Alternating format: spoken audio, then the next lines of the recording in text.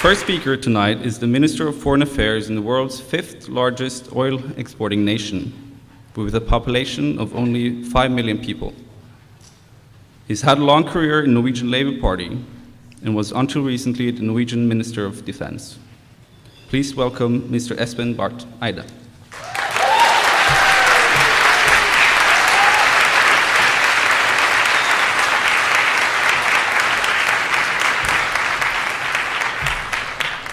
Thank you so much, Eirik. It's really great to be here. I'm so happy to be invited to ISFiT. I'm so glad to be a part of the opening panel. And I'm of course so glad to be here and so happy to be here in Trondheim and in Samfunnet, which I think is the best debate arena in Norway. And I always enjoyed it. I congratulate the work that you're doing, and I wish you a very good and prosperous ISFiT, both those of you who come from afar and those who already live here and study here and who can now immerse yourself into international affairs and international cooperation and get new friends from all over the world. The debate today is about a changing world. It's about trade, it's about ethics, and I have some very distinguished colleagues at the panel or other members of the panel, and I think we'll touch upon slightly different things. But I think a main theme is the issue of international norms and a theme of international power. And one thing which really matters in my life as a foreign minister, and something that is really important to understand for anybody engaged in foreign policy or international trade, or in international affairs in general, is that the world is rapidly changing. We're living in a time where there is a fundamental power shift away from the dominance of the West, and we're seeing the rise of the rest. It is not that the West is going down the drain. Europe is in crisis. Europe will rebound. America is in crisis, but there will also be a new impetus in America. But the point is that the rest of the world is growing faster, which means that we are now leaving what some people used to call the unipolar moment, which succeeded the bipolar era of superpower confrontation, East-West. Remember, maybe you don't remember, but I remember the days of the Cold War, where almost any issue, whether it was here or in the Soviet Union or in the US or in the South, in India or in South Africa, in one way or the other was interpreted in a kind of East-West setting. That world ended with the end of the Cold War.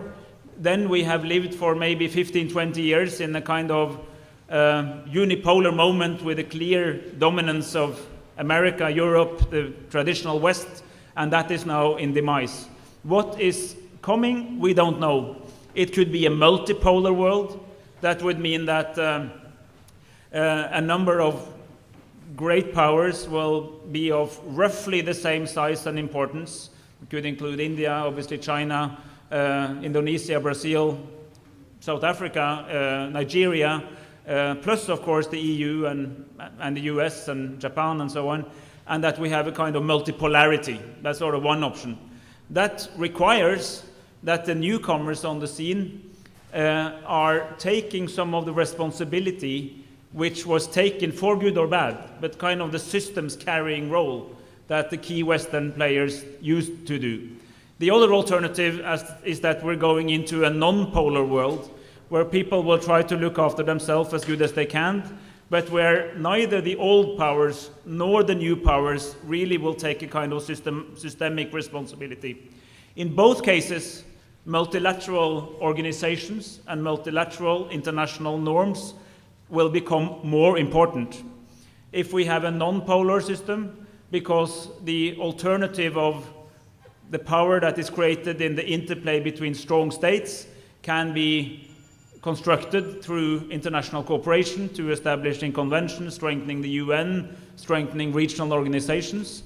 And also, if we have a more multipolar system, that must be that must be organized in one way or the other. This is important for any issue. It's important for security, it's important for international economy, it's important for trade, and how this will play out will also be important for norms. One issue which we care a lot about is the issue of human rights.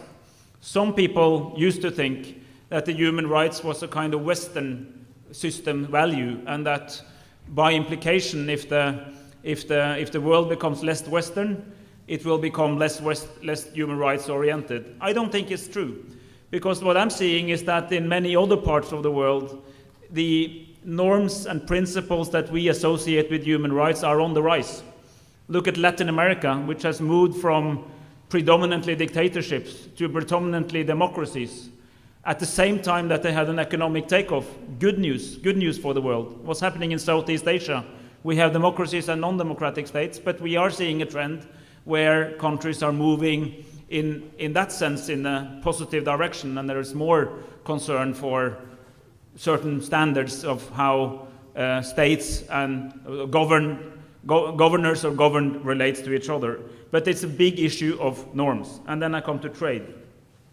Because I fundamentally think, and not everybody thinks so, but I think that trade is fundamentally a good thing. Trade makes international trade, free trade makes all peoples more prosperous, makes it possible for countries to exchange goods, exchange services. We're seeing the development of a world which is no longer about I produce a finished product and then I sell it on the market. It's about global value changed, where almost every product that you have is produced in several countries, different parts of it. Services are also produced in a kind of global setting. So an international trade is a good thing. Norway was a very poor country 100 years ago. We are today one of the richest, with the 24th biggest economy in the world, with 5 million people. How did we get there? We got there through trade, and we also got there through good domestic organization, to having clear norms, trade unions relating to the employers, building a strong state, a welfare state, a pro-market welfare state. So we were able to adapt collectively to a changing international order. That's good. That was good for us. It's good for others. But free trade is not good if it is not fair.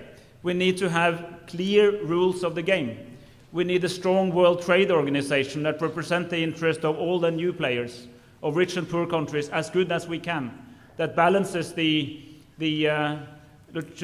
offensive and the defensive interests of countries in the best possible way, which will never be perfect, but which is the best protection against protectionism, which I think is fundamentally unethical. In the 1930s, we had a deep economic crisis in Europe and in many other parts of the world, but beginning in Europe. The crisis was actually not much deeper than what we had now.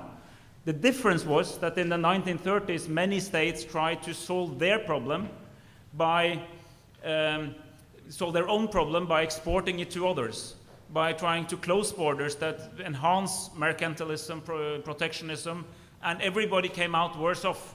And what we saw was that the deep economic crisis transcended into the political field, and we had a political crisis which ended up in a political catastrophe, which is the arrival of fascism and the Nazi ideology and the Second World War. So we've tried that. The difference today is that we have institutions. We have the European Union regionally, we have the World Trade Organizations, we have the International Monetary Fund. We have institutions that's actually there to try to help that not happening.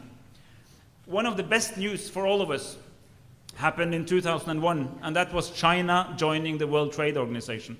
The second biggest economy in the world became a member, or it wasn't then, but it is now, but you know what was to become the second biggest economy in the world, joined the World Trade Organization. Much later, last year, Russia did the same thing.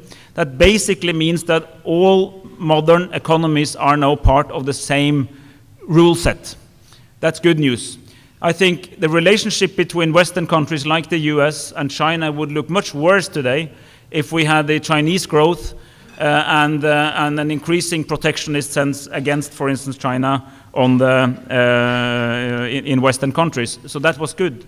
But what we're also seeing, and this is a deep concern is that we're not able to promote further integration, further development of the World Trade Organization, and we're now stuck in the so-called Doha round. And one of the reasons we're stuck is that neither the old countries, those who used to run the world, who are now more or less in crisis, nor the emerging powers really have learned how to live with their new roles, in plural. Neither the less influential nor the more influential have really learned to live with that. So I think that it's extremely important to understand that one of the big normative battles that's going on in today's changing world is how do we relate to global trade, how do we make it fluent but also fair. Then there's a topic, and this will be covered in much more detail by Andrew, but I want to say also a few words on arms trade, since that's a topic. I have been Minister of Defense, before that Deputy Minister of Defense. I've been engaged quite a lot myself in arms trade, but I've been engaged, and now I'm responsible for controlling the people who are doing arms trade by export control.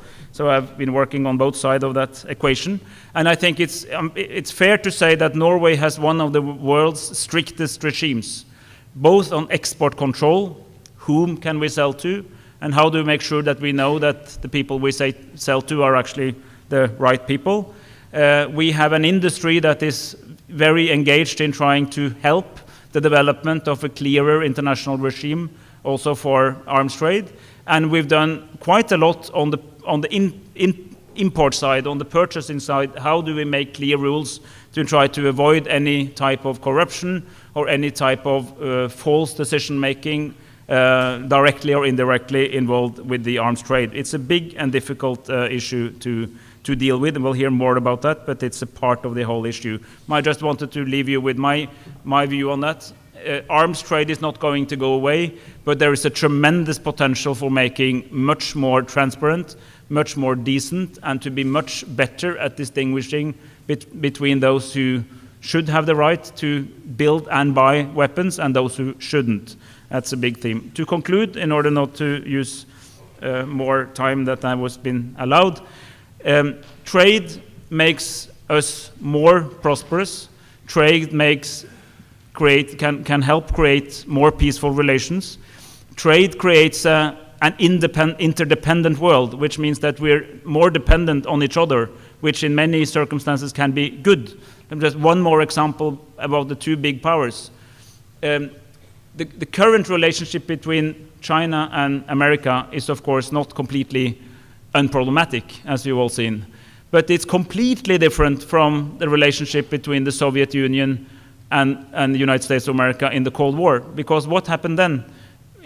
Any Soviet leader would wake up in the morning hoping that he can do anything, what could he do best to undermine the success of the West, and vice versa. Today, we have the biggest creditor and the biggest debitor.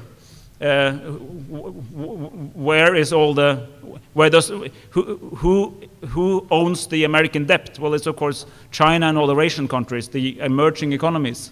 Why would they be interested in America failing? Bad news for them, because it means they won't get their money back, and vice versa. So interdependence is happening, trade is growing, but we really need to have some clear rules of the game, and we're working hard to make that happen in promoting the World Trade Organization. It's simply more sexy than you think. Thank you for the attention.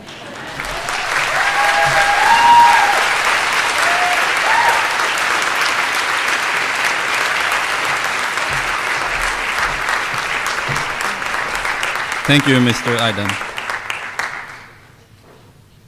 Our second speaker tonight, he used to be a member of the South African Parliament, representing the ANC party, which was led by Nelson Mandela, and it was the most central organization in the overthrow of the white apartheid rule in South Africa in 1994. Since then, he's turned his attention to exposing corruption, especially in the international weapons industry. And on this, he is a published author and a frequent speaker. Please welcome Mr. Andrew Feinstein.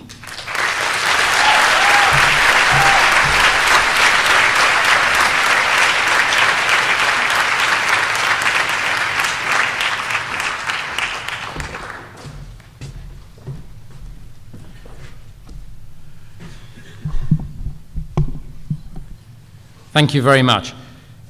It's a great pleasure to be here and a great privilege to share a platform with the Minister and Vandana. I'm going to see in a moment whether it is such a privilege to try and use the technology, so you might have to bear with me, but let's see how we go. Let me begin by saying that I agree with many of the Minister's general views on global trade.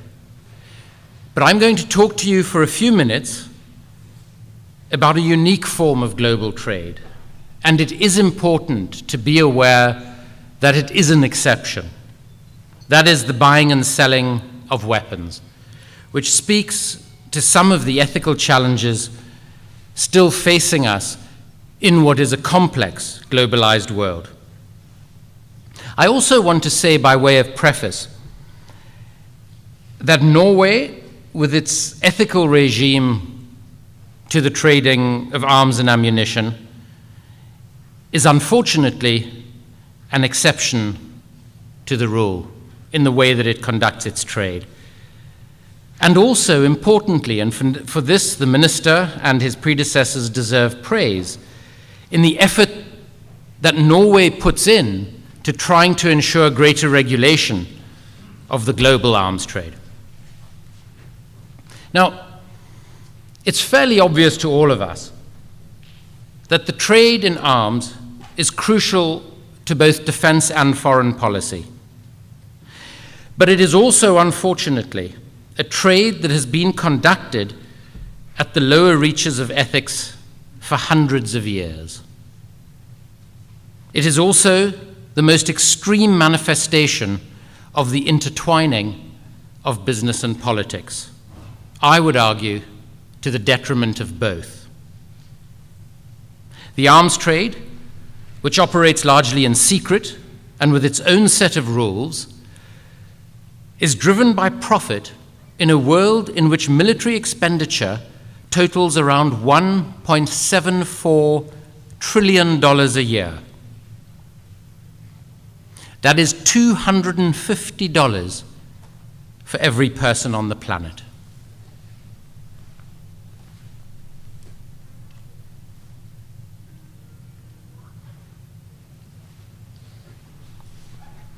This expenditure, I argue, has profound impacts on the world, from the enabling, fueling, and perpetuation of conflict and repression, to the corrosion of democracy in both buying and selling countries, and massive socio-economic opportunity costs. To try and give you a sort of an overview of the trade, arms deals stretch across a continuum of legality and ethics, from, on the one hand, the formal or official trade in weapons, through the grey and the black markets, what I refer to as the shadow world. In practice, the boundaries between these three markets are fuzzy. They're often intertwined and dependent on each other.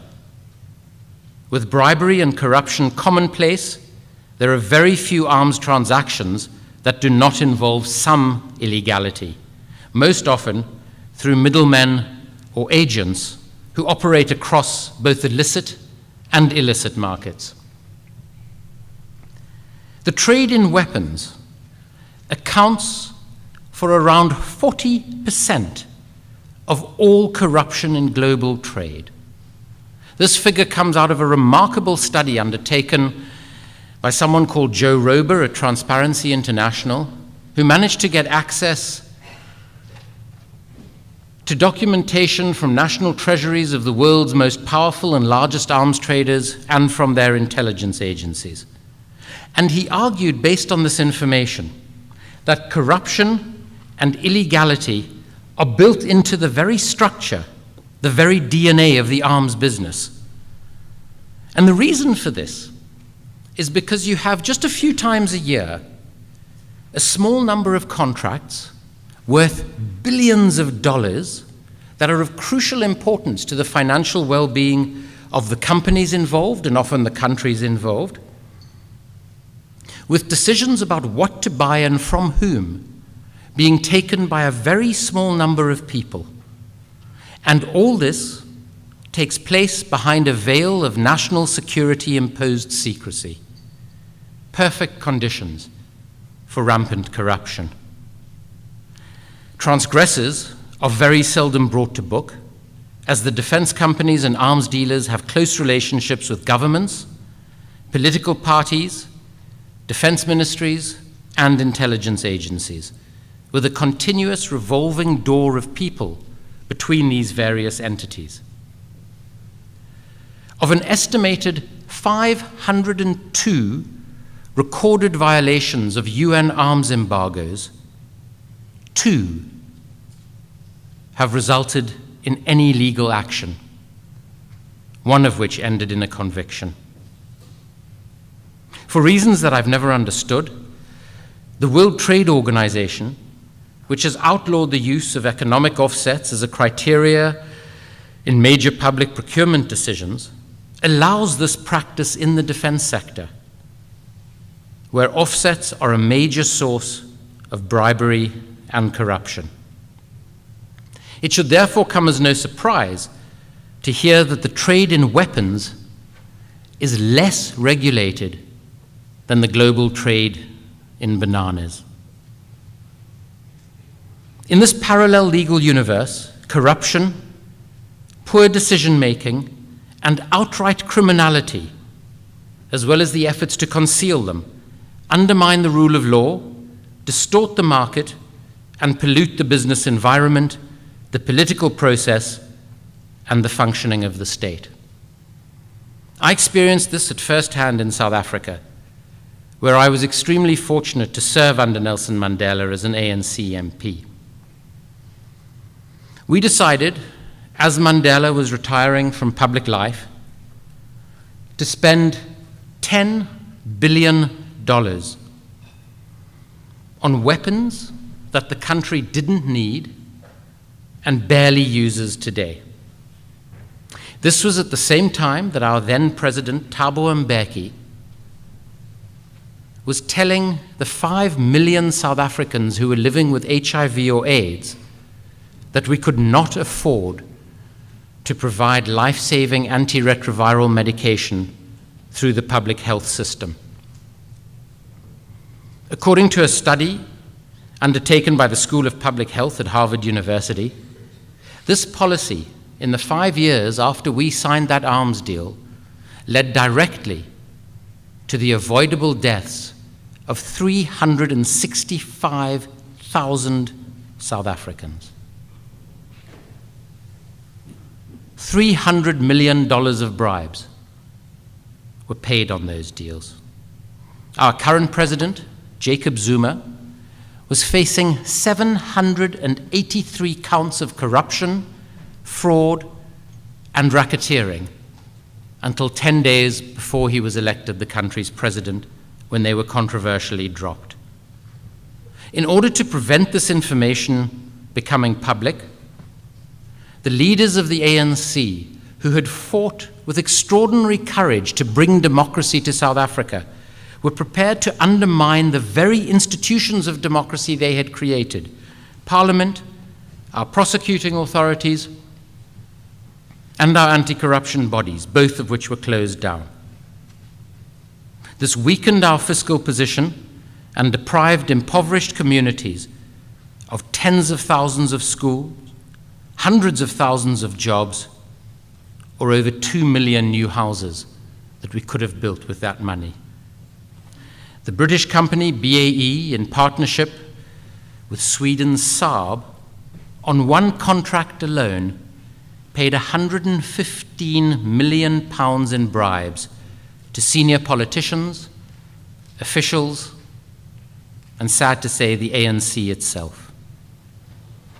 The United Kingdom Serious Fraud Office dropped the case and 5 others like it and fined the company £500,000 for accounting irregularities on the smallest of the deals, and also agreed not to allege corruption against the company in any third-party investigation for 10 years.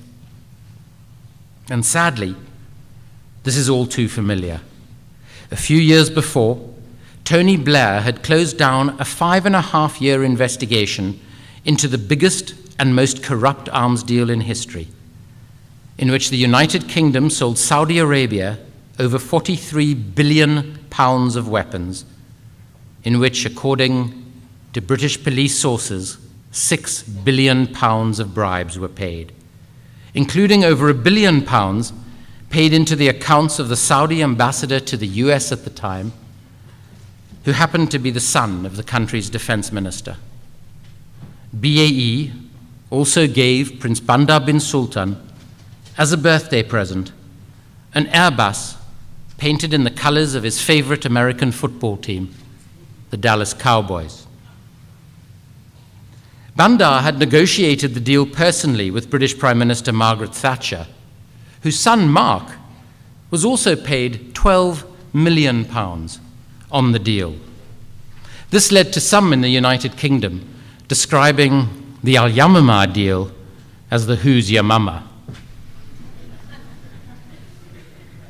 A German company which paid $40 million in bribes on the South African deal that I investigated as an MP was found in a leaked internal audit report to have made questionable payments of over 1.1 billion euros in 16 countries, including over 300 million euros in bribes to Muammar Gaddafi. The company was fined 149 million euros, a fraction of the billions made on the deals. And the US, which despite the changes in the world that the minister alluded to, still dominates the trade, spends almost as much on defense as the rest of the world combined. And interestingly, to see the change that regulation has on behavior, United States companies, with the support of its government, were, in the post-war years, all the way through until the 1980s, the largest global corrupter in the global arms trade, until its Foreign Corrupt Practices Act was significantly strengthened in the late 1980s and early 1990s. It was at this point that a lot of the corrupt behavior globally stopped, but that its domestic weapons business came more into focus. This domestic trade is built on a circle of patronage between defense companies, lobbyists, lawmakers, the White House, and the Pentagon, where last year 84% of retiring senior generals went into high-paying senior executive positions with the very companies to whom they'd spent their careers awarding contracts. A senior Capitol Hill aide described the system to me as one of legal bribery. And its follies are weapons projects such as the F-35, a fighter jet that will cost the American taxpayer over $1 trillion and might have been useful during the Cold War, but is irrelevant to the sorts of conflicts the US is currently engaged in, and, according to its own intelligence agencies, is likely to be involved in for generations to come. The US is in the process of selling $60 billion of weapons to Saudi Arabia. This will supersede even the Al-Yamamah deal. Together with my research team, I'm currently trying to investigate the inevitable corruption in the deal in real time, rather than a few years after it has happened. And this, let me remind you, is the cleaner government-to-government trade in arms, with which the illicit trade is inextricably intertwined, both in economic terms for reasons of pricing and valuation of the product and its many generations of life and use, as well as many of the individuals involved, particularly the arms dealers. I'll give you just two examples. Victor Bout, the Russian known as the Merchant of Death, who is now behind bars in New York, and an extremely good thing as well.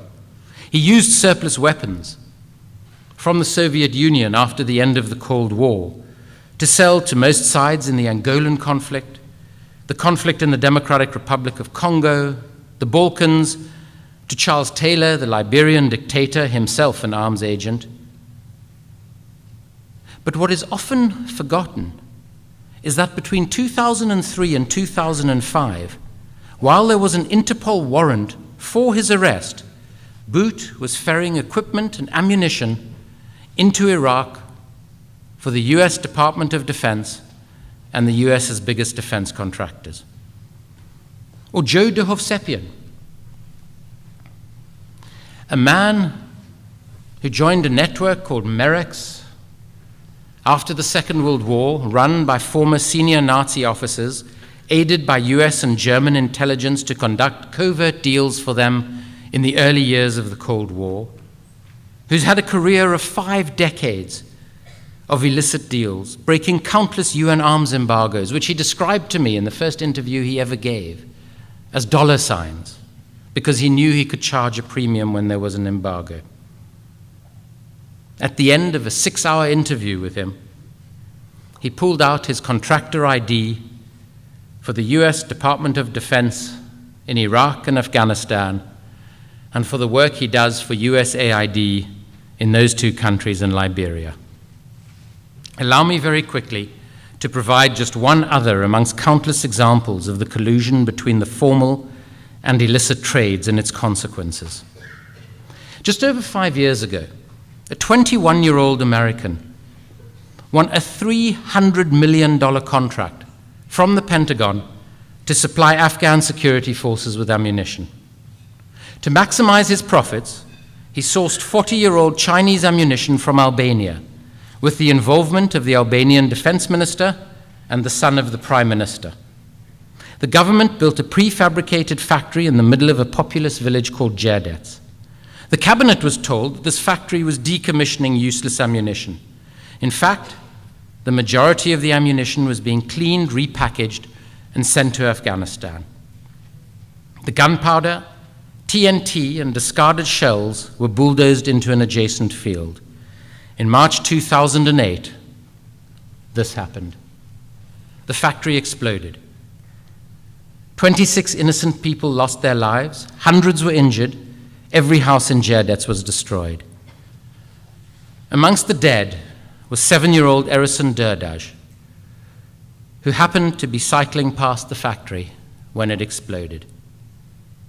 When 18 months ago I asked Erison's father what it is like to still live in Jerdets, from which he cannot afford to move, Ferison Derdaj responded, "It is like living every minute of every day in my son's cemetery."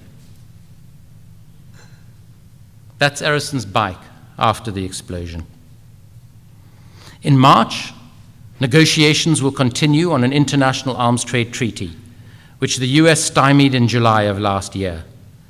If a tough treaty with meaningful enforcement can be agreed, it could have a substantial impact. But if, as I fear, despite the tireless work of governments such as Norway's, a weak treaty is negotiated, it will do more harm than good by effectively providing a stamp of approval for the current status quo.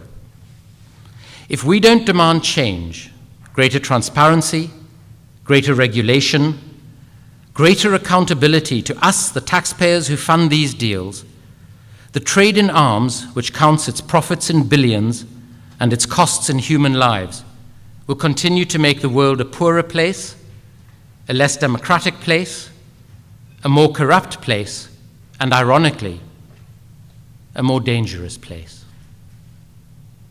Finally, let me leave you with the words of the anthropologist Margaret Mead, who said, "Never doubt that a group of thoughtful, committed citizens can change the world.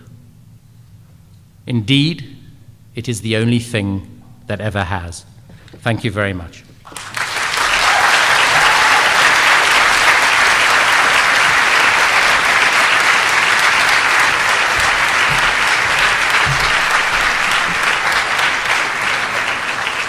Thank you, Mr. Feinstein. We're going to move right on to our third speaker, who is a globalization critic. She holds a PhD in philosophy of science, but she has spent the past 25 years becoming one of the world's most visible spokespersons for preserving biodiversity in the face of the pressures of international agricultural trade and the corporate control of food production. Please welcome Vandana Shiva.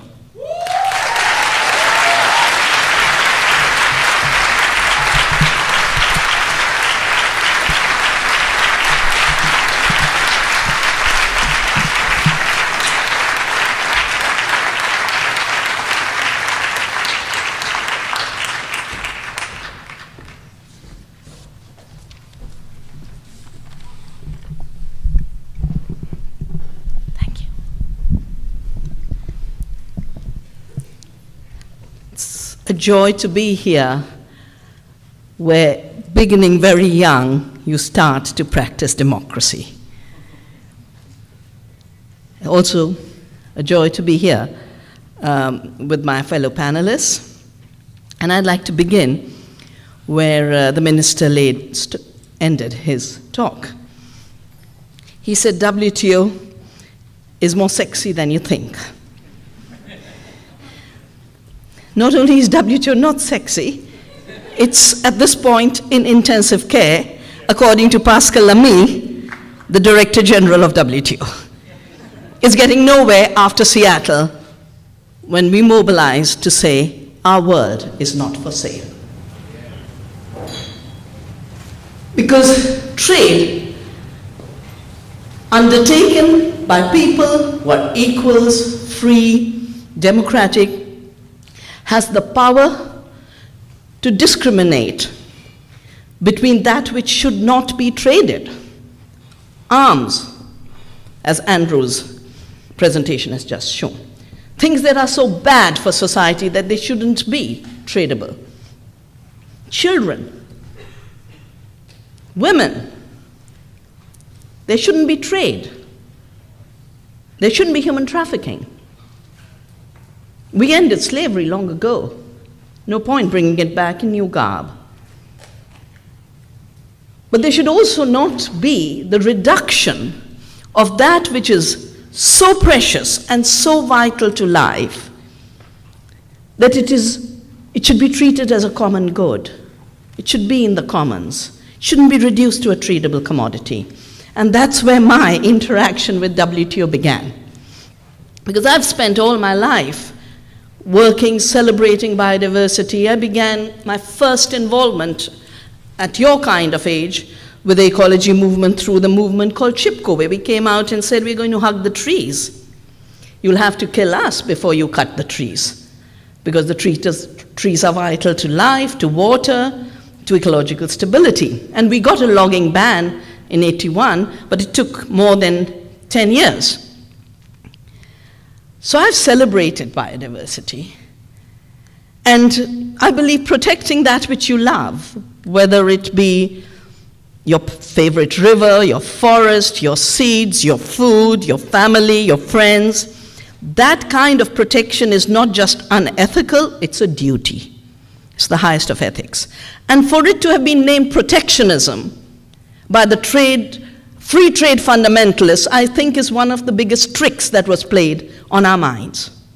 We have to differentiate between protection consciously undertaken and protectionism as unfair action in a trade world. 1987, I was invited to a conference on the new biotechnologies. And that's when I discovered GATT, which was a precursor to WTO, the General Agreement on Trade and Tariffs. And the industry was working out a treaty. Monsanto later admitted they wrote that treaty. They said we were the patient, diagnostician, physician, all in one. It's a treaty with a mouthful of a name called the Trade-Related Intellectual Property Rights Agreement. And they were talking about how they had to genetically engineer seed. They had to buy up seed companies all over the world and have the freedom for investment. And they have to do all this so that they can patent seed. And for this, they created new intellectual property norms to treat seed as their invention and therefore define seed saving and seed exchange as a crime. For me, it was so wrong, I decided that day I'm going to save seeds and I'm going to fight these laws till my last breath. I've been doing it for 25 years. Now, they had talked about 5 companies controlling food and health by the turn of the century, 12 years ago. They're controlling a large part of the seed through genetic engineering. And interestingly, the chemical warfare industry of the wars became the agrochemical industry of industrial agriculture, also the pharmaceutical industry,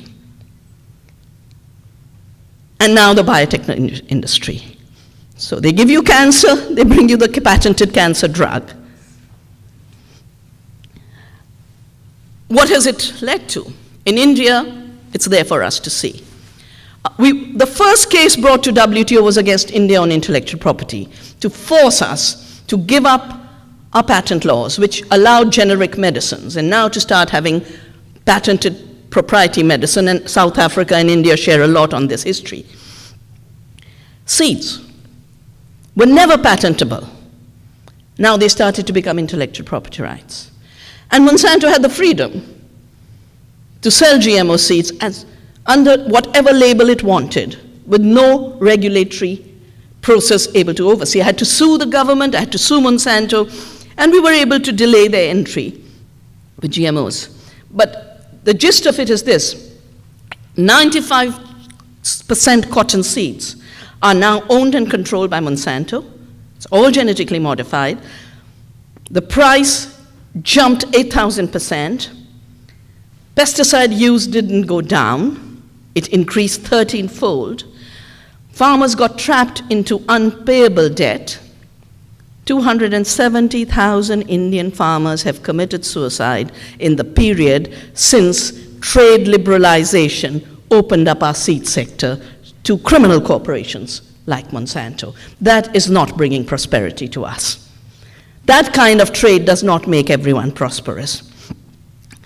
Worse, not only do they want to impose ownership on seed as if it's their invention, they then want to criminalize our highest ethical duties and ecological duties. They want to criminalize biodiversity. We fought these laws in India through Gandhi's teachings. Gandhi first practiced satyagraha, the fight for truth, against the racist laws in South Africa. And in India, when the British tried to impose a salt law, he went to the sea, picked up the salt, and said, nature gives it for free. We will continue to make our salt. We will not obey a law. And we do the same with patent law. We say, we've received these seeds from nature and our ancestors. We owe it to future generations to protect them with our deepest care and love. We will not obey your patent laws that make it a crime. This is not a crime. Destroying seed is the crime, not saving seed. Europe, the European Union in 2010 passed a law that's criminalizing open pollinated seed diversity. The cases against seed savers of Europe. But while on the one hand there's this criminalization of our highest ethical duties, there's a deregulation of criminal activity. And I won't go into too much detail about this, but let me just mention, besides all the arms examples, Californians in democratic US tried to get a law passed on labeling genetically modified food. Totally subverted. And now the big companies are working with the US government to prevent states from having labeling laws. One of the other things the minister said was trade makes us all prosperous and creates interdependence. And it, of course, rises all boats, is what we've been told. Never before have we had the level of inequalities within societies that we are witnessing now. I could keep running off figures. China, there's just a piece in yesterday's newspaper of how the Chinese government is scared of the rising inequality because it will lead to political unrest. And one petty official owns 152 houses. 152 houses. In India, in the last 2 decades of this new economy, 100 billionaires control 1/3 of our economy of 1.2 billion. And 1/3 of our parliamentarians are now the billionaires who write the rules for themselves. I think it's an illusion to talk of countries just now. What we should be talking about is the power shift, not from the West to the rest, but from people to corporations. That's the power shift. And that power shift means at the global level, the corporations are all one. Just map their interdependence. The Indian corporation, Reliance, is BP. Monsanto, Mahiko, 60 Indian companies, seed companies bought up. There are no borders for the corporations. And that is why it's an artificial unit to keep talking countries. But as democracy is destroyed, And as the mutation takes place of what used to be welfare states looking after their people through democratic process, globalization driven by corporate rules of agriculture which have pushed every second child to such severe malnutrition that they're stunted and wasted. This is official data. It's UNICEF data, Government of India data. That basically means India is not rising if half of its children have their future close to them.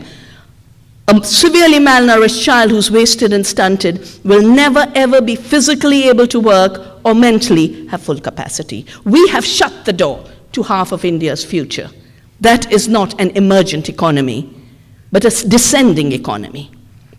And we have to start separating the welfare of the oligarchs and the corporations from the welfare of ordinary people, the women, the children, the tribals, the peasants.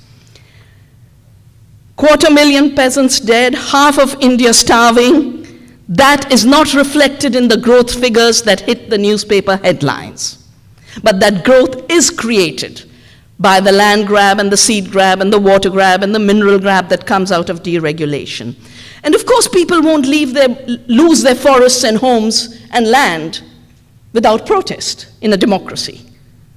And when protests become too big, you get a militarized response.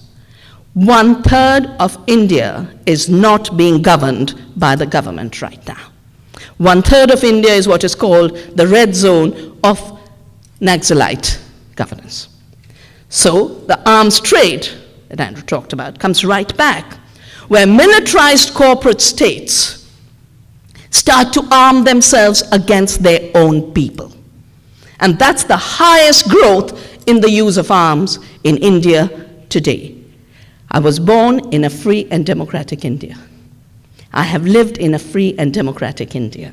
I am witnessing an India that is becoming dictatorial, militarized, excluding, divided,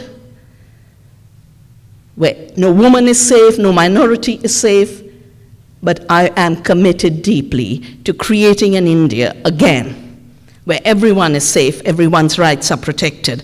And that is why we continue to fight for keeping the most precious things of our life in the commons and public domain, our water, our seed, defending the rights of every person to food and water and livelihoods, and knowing the difference between what is tradable and what is not, knowing the difference between what should be a subject matter of democracy and people's decisions and subject matter of corporate control. Thank you.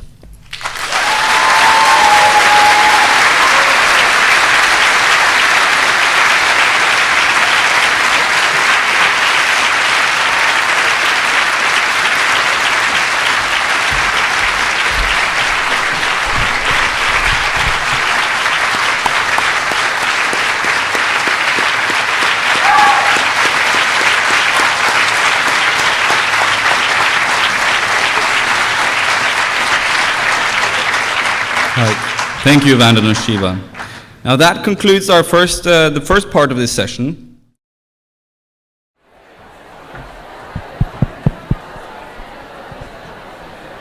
All right. Everyone please sit down. We're ready to start with the second session, the moderated debate.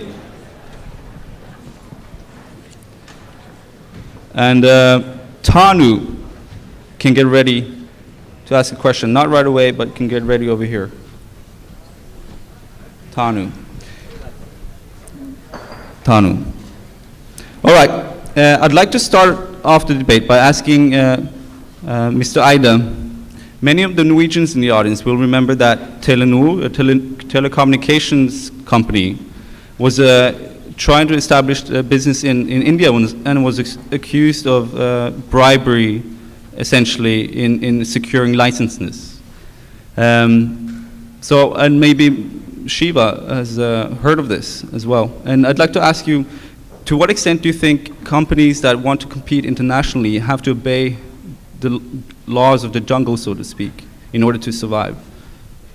Is this necessary? No, I definitely do not think that one neither have to nor shall apply the rules of the jungle. I I'm not here to defend Telenor, but I think in fairness, what happened was that they took over licenses that were originally bought by an Indian company, which turned out later to be produced in a not particularly transparent way. So I don't really think Telenor knew that. So the accusation has not been that it was them, but that they should do better homework when they acquired an Indian company. But to the general question, I think it's a good thing. I generally, systematically think it's a good thing that Norwegian companies establish themselves abroad. But I think they have to adhere to a high CSR standards, corporate social responsibility. That's, of course, adapting to all the rules of the land where they are, but also that bringing with them a good tradition of decent interaction with workers, for instance, a decent interaction on environmental standards. And if they do that, I think they will have a neutral to positive effect on the development on the country where they are. Hence, I support it. Shiva, do you think, in this case, do you think the corruption or the bribery, the case, is it imported? Is it imposed on the country because of the competition from international companies, or is it something that was there from before? Well, first, to clarify, it wasn't that Telenor bought an Indian company which had got a license. Basically, the global players who wanted to invest in India found Indian partners, and the ones who bribed became players because the rules and laws were violated to shift from auctions, open auctions, to allocation of licenses. And this led to a massive Supreme Court case. The minister involved went to jail. These licenses were cancelled by the Supreme Court of India. And it wasn't that Telenor didn't know that all this was going on. Every partner of every Indian company that had done the bidding, the money had come from the foreign partners, very much, in most cases. I think it was a very severe and problematic issue, but I mean, it's unfair if the impression is created that this happened while Telenor was there, because they were simply not in India when these licenses were allocated. In this particular case, that had happened before. One other thing, since then, because of the Supreme Court, there has been an instruction to do auctions. Nobody is bidding, because the margins of getting a very low licensing arrangement, the super profits that would have come, and it was more than ₹1 trillion of a scam, as it was called. It's called the 2G scam because it was the allocation of licenses for the 2G spectrum. All right, we'll move on to the first questions from the audience, and that's Tanu. Please state your name and your question.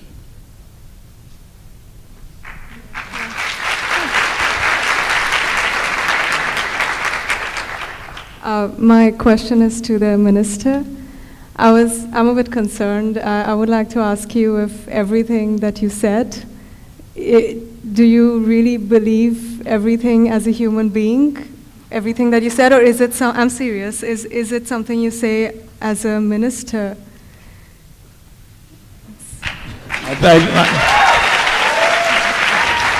I definitely believe everything I said. And I wonder which part it was that you thought I didn't believe, because I truly believe in the following. I think it's a good thing that countries trade. I also think, like Vandana Shiva says, that it's important that we have regulations. There are a lot of, and here I completely agree with you, there are a lot of things that shouldn't be traded at all. And then there are things where we need strong regulations. But where we may differ is that we will only get those regulations if we interact between countries. Why were we able to prohibit the CFC gases, which were destroying the environment, which were used in refrigerators? Because we had an international agreement.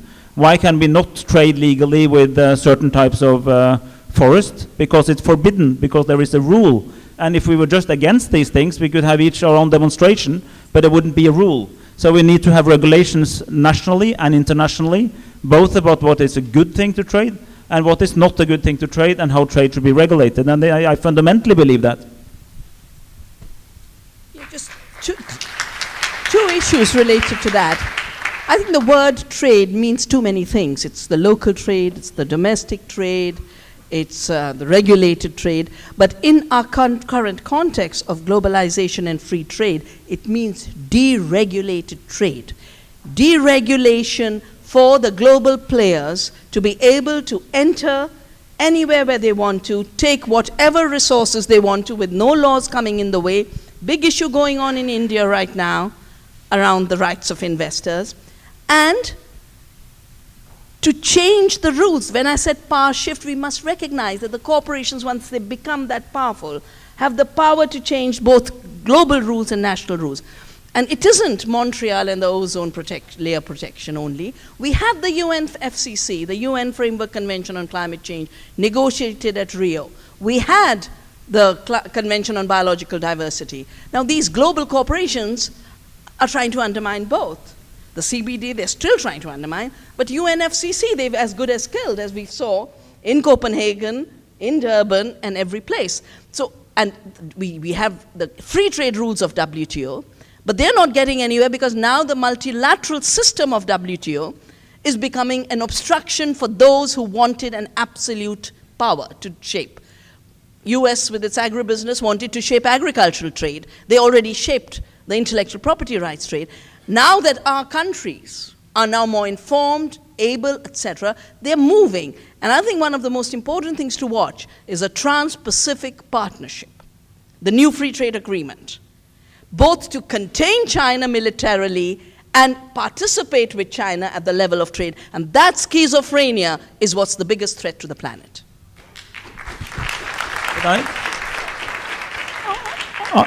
I have the sense that I'm actually against most of those things that you are, very eloquently speaking out against. I agree with you.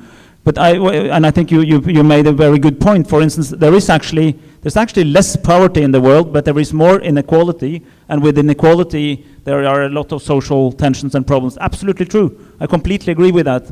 But what do you want to do with it? I mean, we know more about what you don't like than what you like.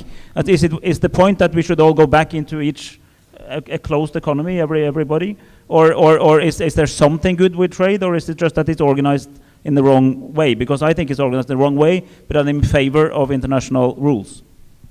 Well, the reason I'm so critical of both the free trade rules of WTO, which allow Monsantos to start owning the seeds of the world by stealing them, and the value changes, take the seeds of India for free, patent it, put a toxic gene into it, and sell it back at high price. Take the cheap cotton from India, send it to China, have apparel and clothing made at slave factories, and then, fascinatingly here, in the Herald Tribune of yesterday, an entire, it's called the Luxury Law Summit, on these luxury clothiers who are making the clothing in the slave factories of China to then have intellectual property law to make sure their brand and their stamp is protected. We know what we want. The first thing we want is a planet that sustains us. We want ecological sustainability. That gets knocked out by free trade. The first thing that gets knocked out is environmental laws. The second thing we want is democracy. The third thing we want is the freedom of every child and woman from any threat, whether it's hunger or thirst or violence.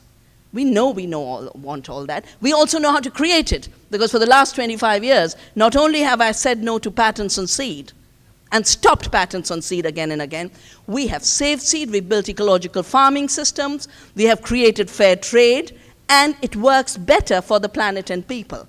Our anger, and I am angry, is that those viable systems are defined into nothingness, as if they don't exist. And the 5 corporations controlling seed, 5 controlling food and agriculture trade, 5 controlling retail, 5 wanting to control water, are made to look like the only economic players. That's what's wrong. I think I would add to what Vandana says.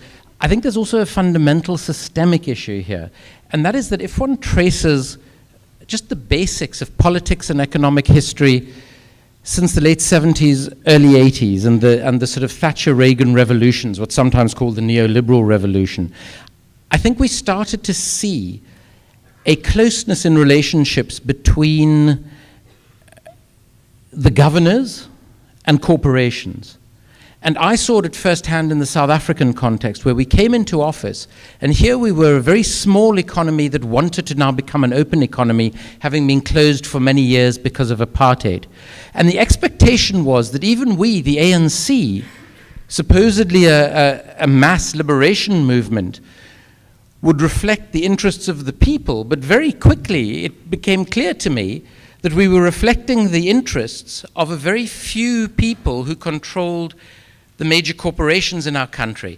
And in all of the countries where I live and work, be it the United States of America, the United Kingdom, South Africa, Bangladesh, what really worries me is that there seems to be the emergence of a political and a corporate elite who serve each other's interests in a variety of ways, and the interests of ordinary people become secondary. I think we see that taken to extremes in legislation in the United States, but I think we see, and you know, one of the most palpable examples of it, and going beyond the arms trade here, is the financial crisis we find ourselves in, where if you look at the financial sector in the City of London and on Wall Street, and I worked there for 5.5 years after leaving government, constant deregulation led to a free-for-all. The economy collapsed. Hundreds of thousands, if not millions of people lost their livelihoods, lost a lot of their accumulated wealth, and this is in more prosperous countries. And now it's back to business as usual. The level of regulation hasn't improved. And there's this distance between ordinary people and this elite. And I think that's the profound and underpinning systemic problem we have at the moment. We'll move on to the next question. Yekaterina Mikhailova. Oh, you're here.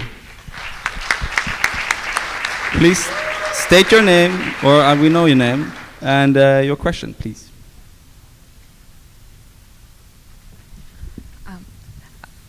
Thank you very much for giving an opportunity to ask the question. And my question goes to Dr. Shiva. It is about fair trade movement. There is an opinion that the main problem of labeling win of fair trade movement is making a business activity of this thing. So my question is, how do you assess the current role of fair trade movement now, and what kind of role the fair trade movement should take in the future? Thank you very much.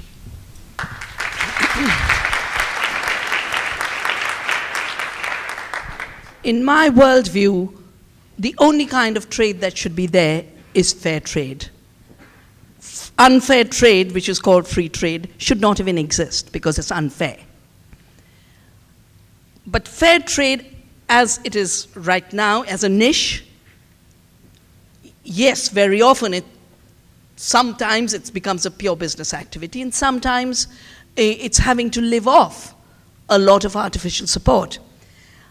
I think what we need to do is redefine fair trade from the local to the global. At this point, fair trade means largely that which comes from the south to the north. I think local markets should be based on fair trade, and it can't be fair if it's not fair to the earth, and therefore it's not ecological. So we need a new convergence between ecologically sustainable production and distribution and socially fair and just production and distribution. That means our economies must be fair and just. They must be sustainable. And production can't then be based on maximizing the profits by exploiting the earth and people, and then in fair trade adding a little margin, and in unfair trade having this dualism that in this newspaper I found, either a Walmart option, which is exploit and serve cheap and grab the world's markets. But I had to cut this because yesterday's Herald Tribune, this big ad on this big luxury item, a jewelry, then a luxury law thing, and a picture of what's happening to Greece. Poverty has not got removed. It's appeared in more vicious ways right in the heart of Europe. They're talking about how they're having to cut trees to burn wood because there's no money, no gas, no heating, no jobs. Now, 50% of Southern Europe is going through that. That's a new form of inequality. It's brutal, it's inhuman. And And if you only measure removal of poverty on the basis of money flow, you can push people into deeper poverty because they're paying more for their electricity, they're paying more for their water, they're paying more for everything else.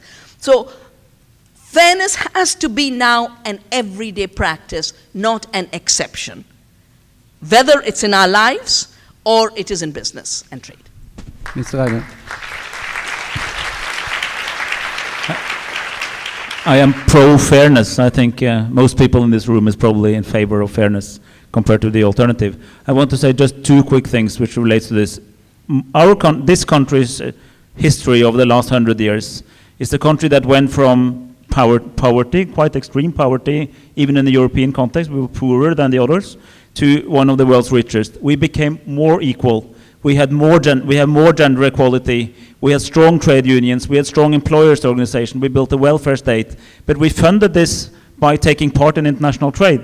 Now that we're rich, we have the world's largest sovereign wealth fund. We have an ethical council that governs its investment. We withdrew investment from Walmart because of unethical behavior. We are not funding. You'll withdraw from Monsanto too. Well, as the ethical council is probably working on that. But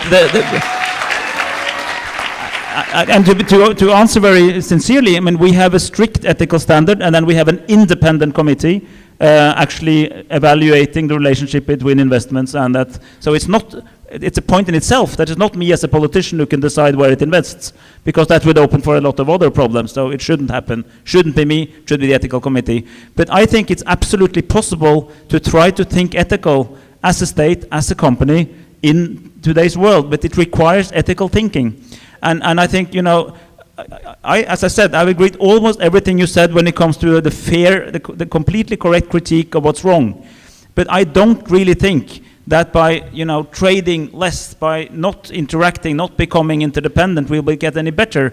I think we will not be able to feed the 7 billion people on the planet at all if we do not see us sort of as one economical universe, but where we have to try to establish fair rules of the game, and that needs organizations. You can't do without the World Trade Organization. You have to do something with the World Trade Organization. Short comment for Shiva, and then we move on to the next question. First, I want to say, I think Norway is an absolute exception in terms of how it turned its oil wealth into an authentically national wealth rather than the wealth in the hands of a few oligarchs. And that explains so much of what you said, and more of the world needs to function like that. But in our parts of the world, it's been the opposite. We had a public sector oil and gas that was then handed over, now also to British Petroleum.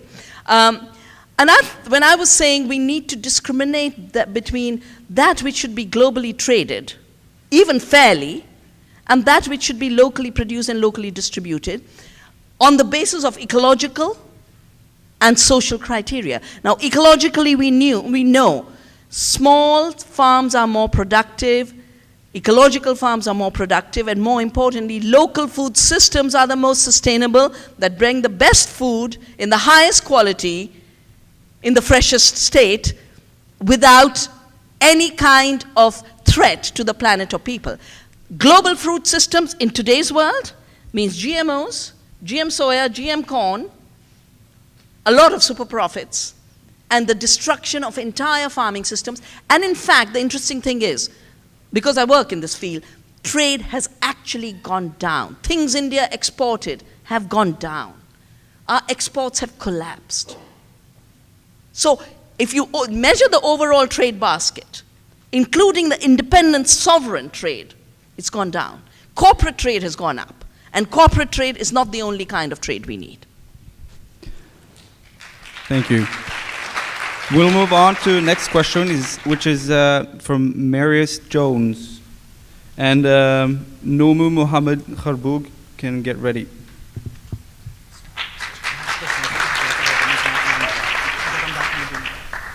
Hi guys. As much as I think it's very good that you talk about Norway as an exception, I have a few questions about Norwegian trade exports to Barth Eide. And that is regarding the weapons or weapon parts that we know end up in the armies of Morocco and Israel in military action that we do not officially agree in. So I want to know about what Barth Eide thinks about that, and also that we not have a I don't know what you call it, end-use declaration or sluttbrukererklæring on Norwegian weapons. Thank you.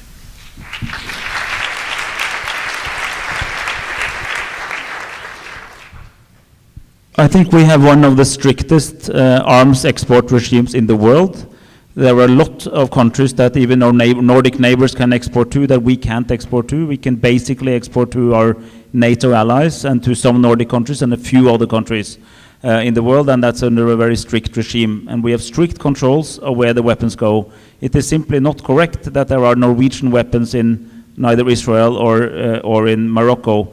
If you by Norwegian weapons define weapons made in Norway, which is what is regulated by the export control system.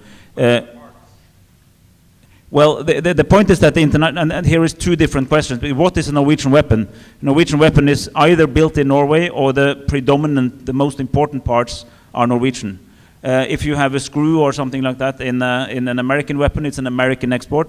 They have American export controls. That's not something I can get away. I mean, that's the world system of export control systems, and we are very strict in how we do that.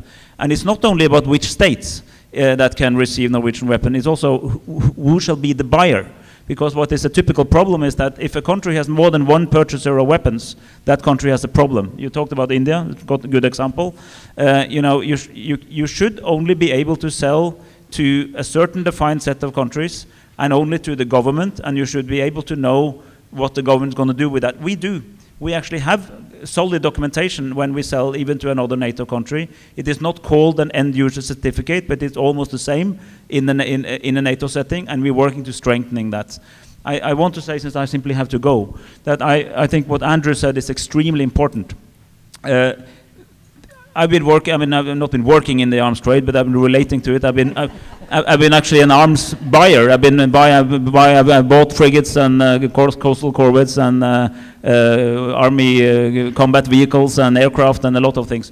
But we've had a very strict system in Norway in how we make the decision, because it's not only about export; it's also about imports. How do we make sure that we have a very transparent system of who's make the decisions? How can it be? How to be controlled by others? How do we make sure that the people engaged in that cannot even go to a concert or a dinner with the producing company in order to avoid any kind of unethical relationship that can lead to corruption? And the reason we don't have much of it is not because we're better people, but because we have a much stricter regime on how these things are controlled. That's the only way out, because South Africans, Indian, Norwegians would all be tempted, and so we have to make sure that they aren't tempted by a strong sanctions regime. We're working a lot of that. We have a big imports of arms, we have a big export of arms, but I think that we actually have a rather good record in doing that in an ethical way. Thank you. Thank you, Mr. Eide.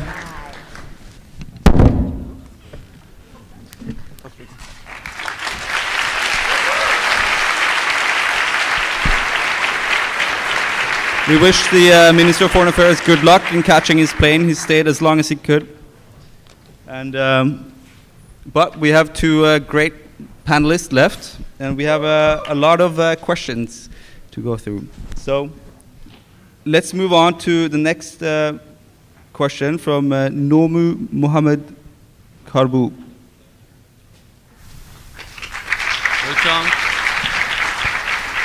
My question to Mr. Andrew, you spoke about arm trade, but what about the fake media trade, which can sometimes be the cause of the arm trade? For example, in the revolution in Libya and Egypt, after the fake media in Egypt and Libya, some wars start. For example, Libya now full with weapons because of fake propaganda. Say the West will attack the North, and for example, in Iraq, the Shia and Sunni, the fake media propaganda. For example, Al Jazeera, it is spent trillions of dollars, billions of dollars every year, just for affect the mind of audience. You got the question? Okay. My another questions for Dr. Vandana. Just one question, please. It is at two parts. All right. Just you. The religion trade. Religion trade. Yeah, so now some countries use the poverty and the need of African countries and push them to change their religion by the money. They spend a lot of money on this. Okay? Thank you. Thank you. All right. Feinstein first. Very quickly, there's an enormous amount I can say about Libya and Egypt and the arms trade. You know, when Barack Obama welcomed the overthrow of the Mubarak regime in Egypt, he conveniently forgot to mention that the United States had sold the Mubarak regime just over $23 billion worth of weapons that not only kept him in power for decades, but also made him and the people around him extremely wealthy people. Similarly, in the case of Libya, it's perhaps the best current example of what we call blowback, which is the unintended consequences of actions that are taken. And there's blowback constantly in the trade in arms.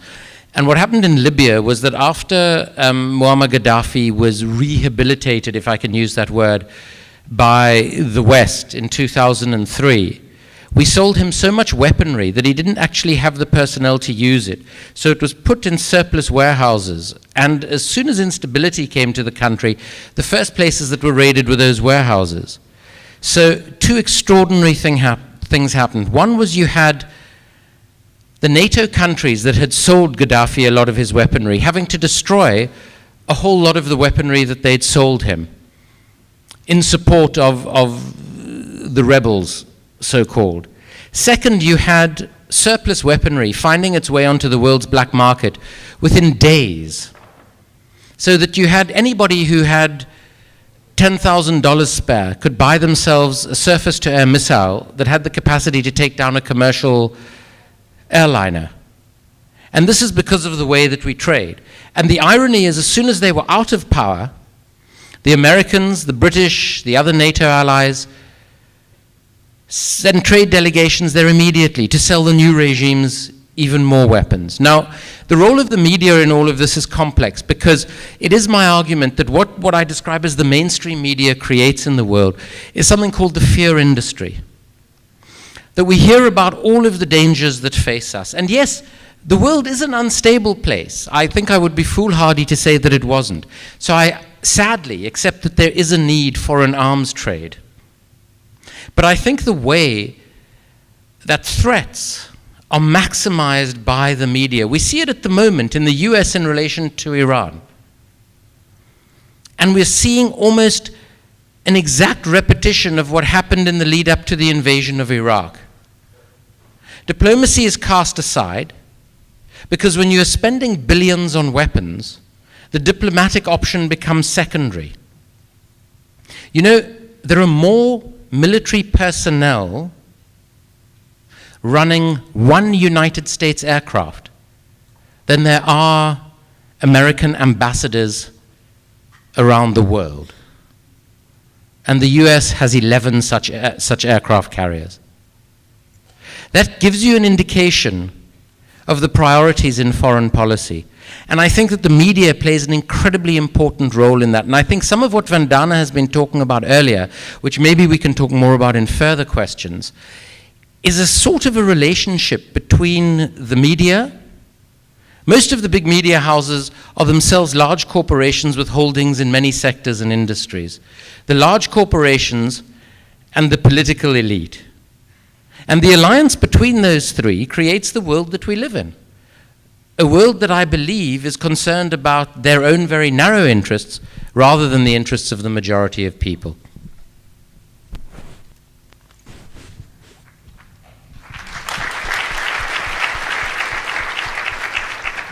So the question was very interestingly framed as trade in religion, with religion itself as a tradable commodity. And I think it's a very complex question which needs a very complex answer.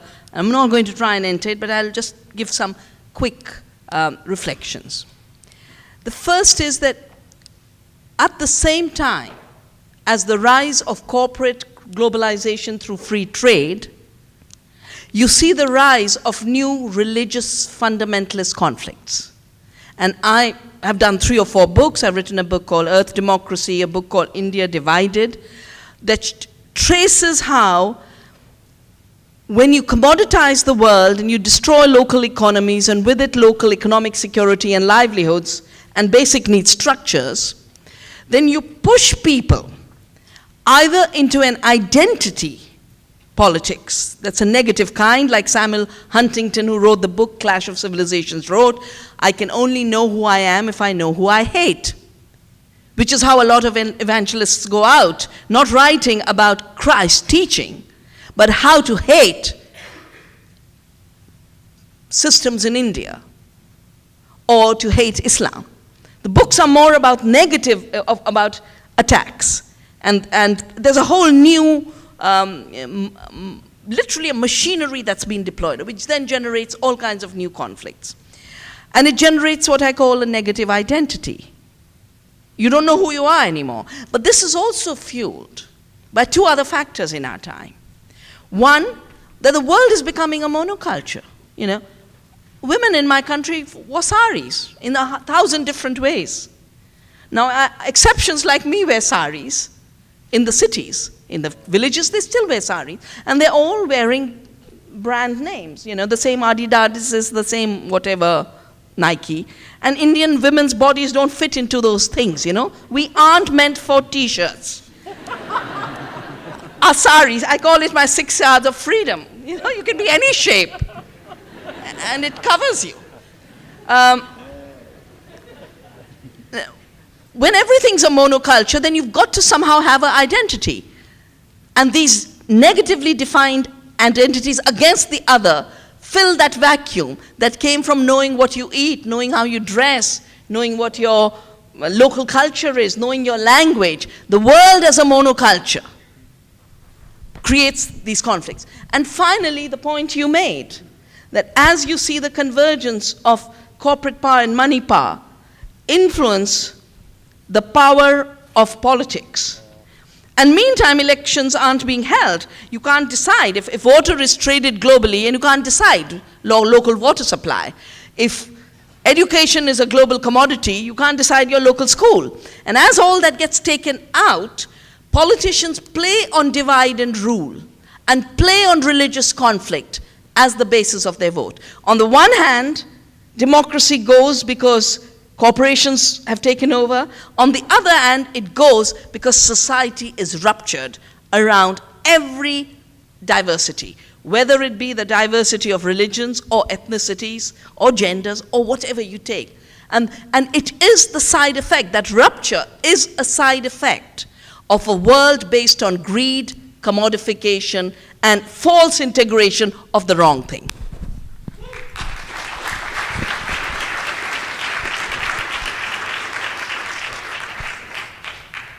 We'll move on to the next question from Kazibina Andrew. And Lubomir Kafonik can get ready.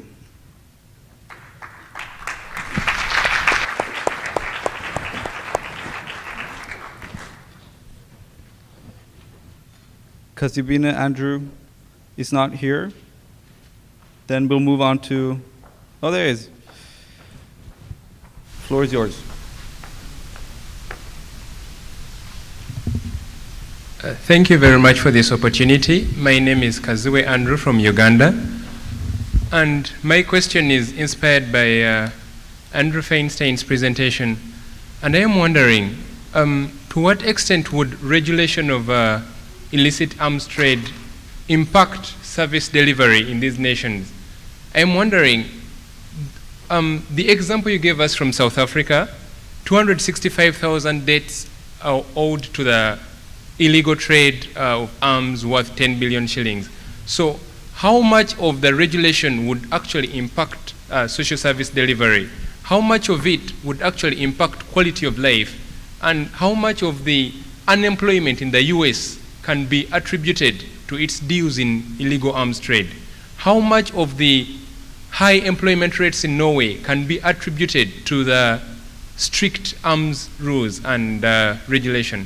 Thank you very much.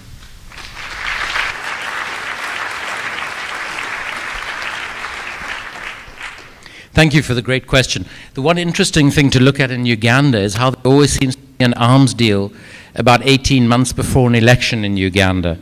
And I think there's a reason for that, that monies from arms deals often flow to political parties who need them for electioneering purposes. When I was re-elected in 1999 in South Africa in our second democratic election, I didn't realize, but it was the bribes from the arms deal that I was investigating that actually funded our election campaign. In terms of the opportunity cost of what is the impact of arms on service delivery, it's very difficult to quantify. The closest we've come is looking at the amount of aid that flows into Africa, contrasted with the amount of spend on military hardware, weaponry, and other military materiel. And I can't think of the exact figure off the top of my head, but the spend on military is, and I'm open to correction here, is something like $2.5 billion more than is transferred to Africa in aid. Now, the reality is common sense tells you that if a country that has profound socioeconomic problems is spending money on weapons, it's not being spent on something else. So the example of the South African case, you know, South Africa has a formal unemployment rate of almost 30%. With the money that was spent on the South African arms deal, we could have created 100,000 low-entry jobs every year for 12 years.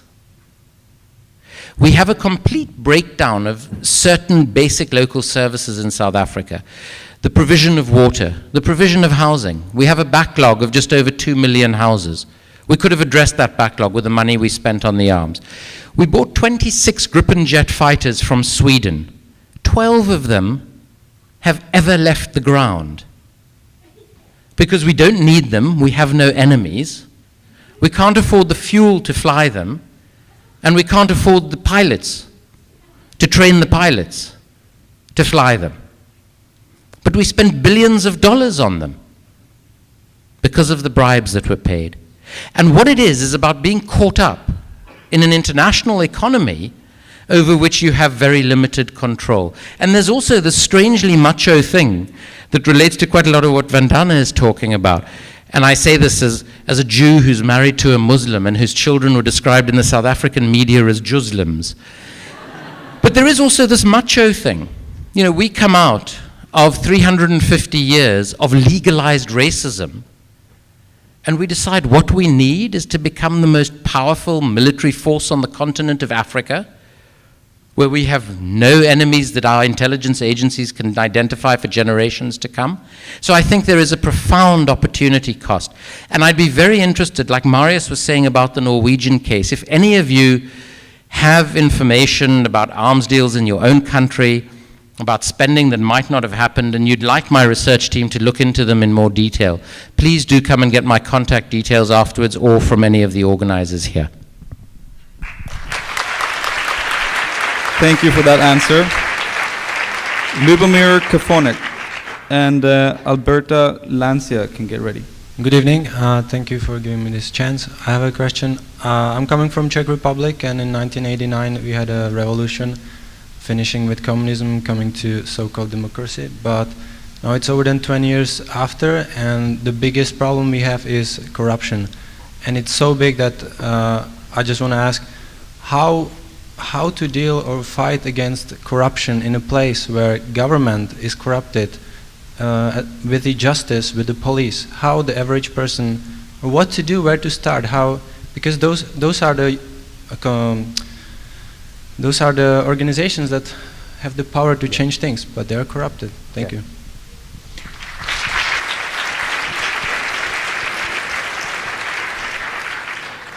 It's a very important question. I'll kick off and please feel free to add. There are obviously certain institutional requirements, and even in some of what I describe as emerging democracies like South Africa, like the Czech Republic and many countries of Eastern Europe, our institutions of democracy are sometimes there because we've been sold these blueprints of what an accountable democratic government should look like, but the institutions are fundamentally undermined.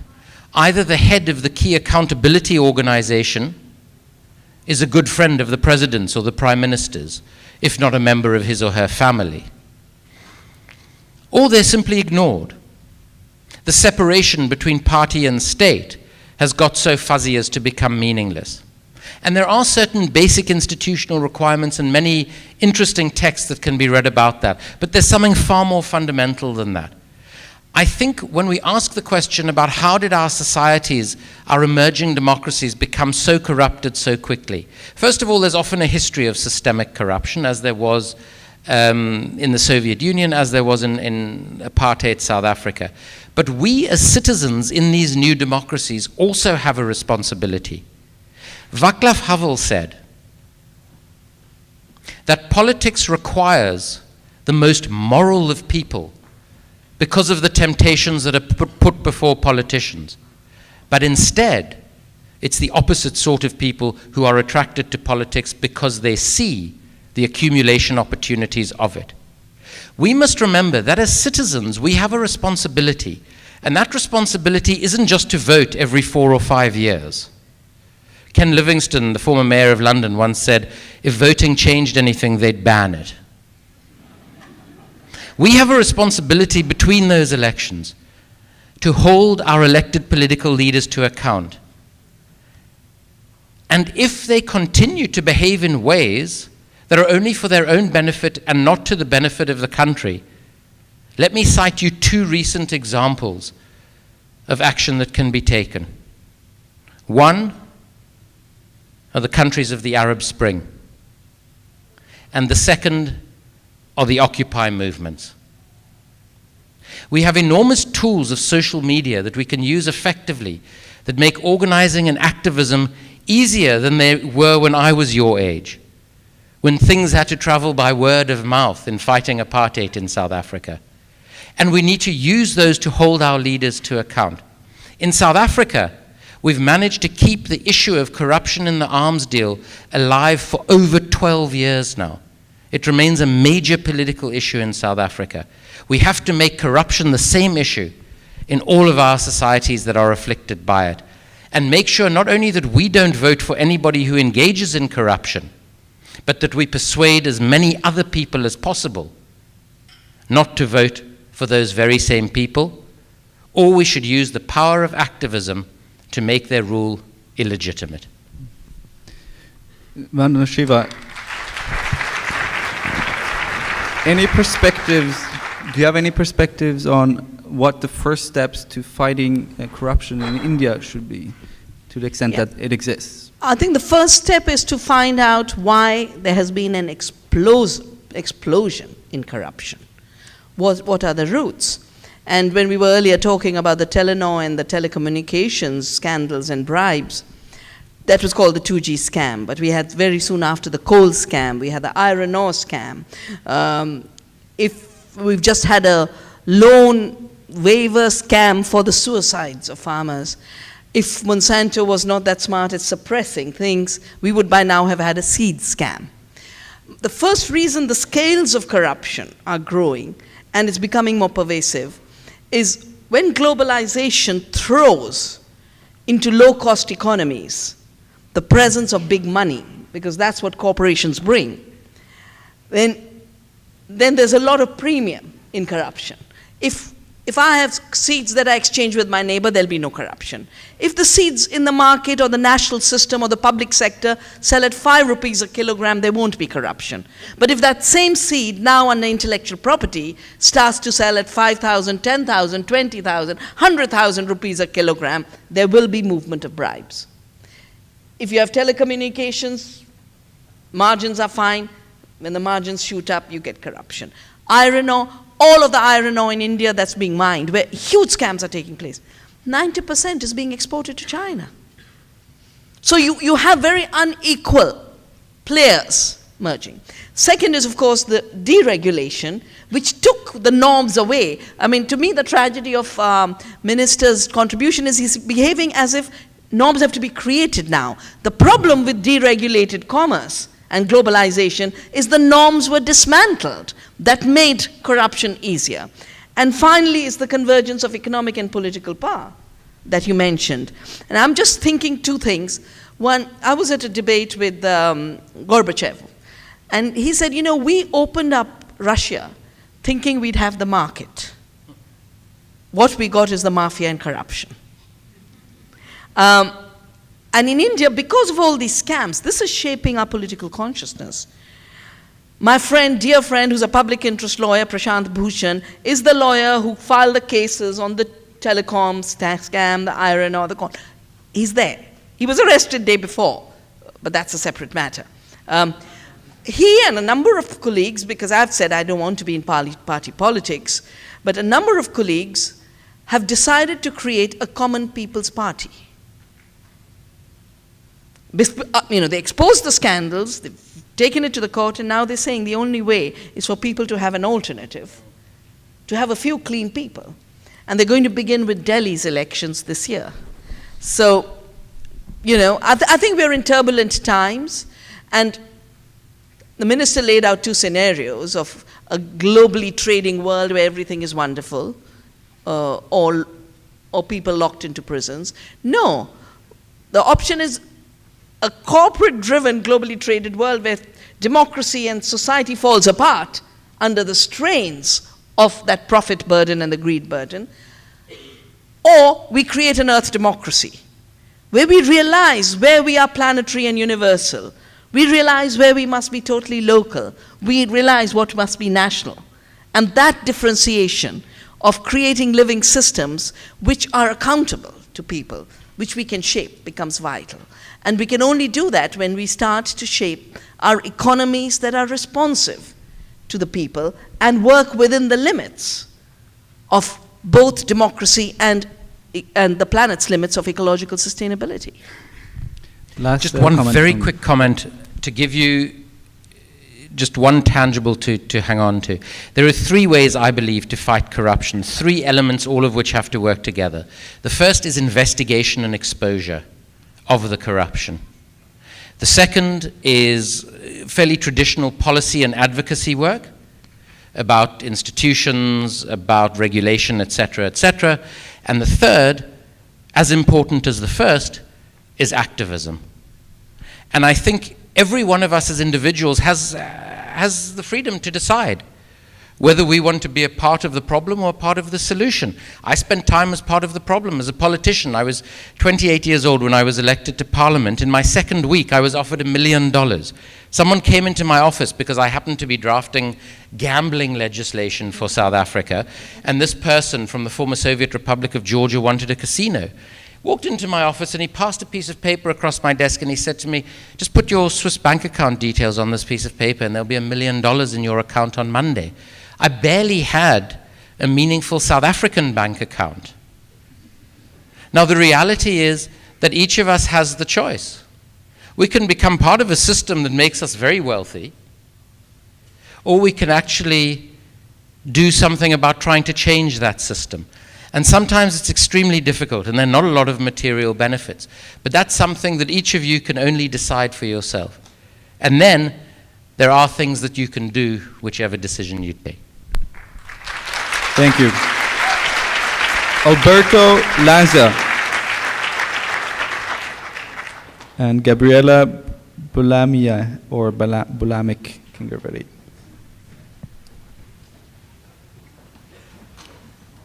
Alberto Lancia. Nope. All right, we'll move on to Gabriela. Are you here? Are you ready? Nope. Dunlabi Anok. Oh, she's Gabriela. Is that you? We'll have Gabriela first, since she came now. Go ahead, Gabriela. Hi, my name is Gabriela, and I'm from Peru. And I'm not that tall. Yeah, is that right? I wanted to ask about food, because in Peru we have a very big variety and we have some troubles now. So I wanted to know, where do the locals get the benefit of all the trading if their products, like food for example, are getting expensive? or even disappearing in the local market? And how do you think you can fix that with some rules, or I don't know what you can do to make that people have their local things, and also you can trade them to share with the world? Thanks. So the question was about disappearance of diversity in local foods, and is that local foods, the availability of food. local foods, and the local production to the local market. Yeah. So I've talked about the spice of life trade in my book Soil Not Oil, where I realized that agriculture was a missing piece in the climate treaty and climate negotiations. So I did the sums and found 40% greenhouse gases are coming from industrial globalized agriculture. So obviously localization becomes an imperative. But localization does not mean no trade. It means first grow what you can and grow it in diversity. Try and maximize what you can grow because it's more sustainable, it's more delicious, it's more healthy, it's good for the planet, it's good for the bees, it's good for the butterflies, it's good for the earthworms. Second, build regional markets and internationally trade in high value, low volume, non-perishable products. Why do I say that? Because right now, the lettuces in the supermarkets of England are coming from arid tracts of Kenya, sucking up all the water, leaving a desert out there. In effect, it is exporting virtual water and spreading desertification. So you can't look at the export of the lettuce only in terms of the gain to the exporting company, because peasants don't export, companies export. And if you export lettuce, you've got to have refrigeration, you've got to have flights, you've got to have all kinds of things.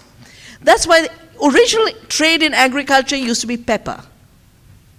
European diet was rotten without pepper.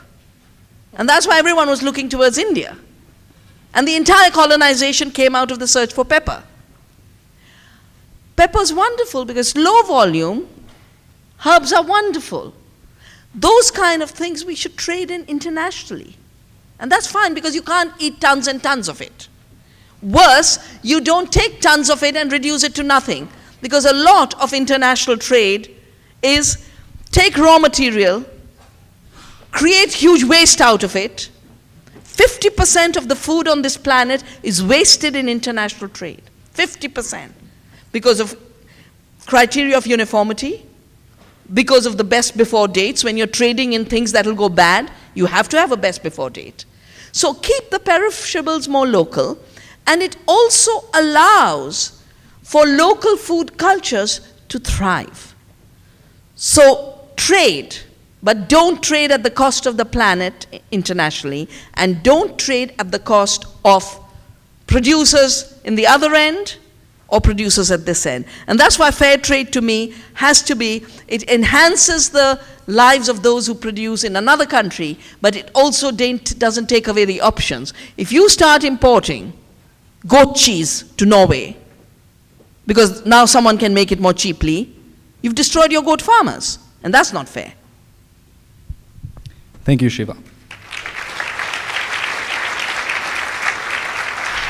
Now, Alberto is ready. The floor is yours. Hello, my name is Alberto Lanata. I'm from Peru too.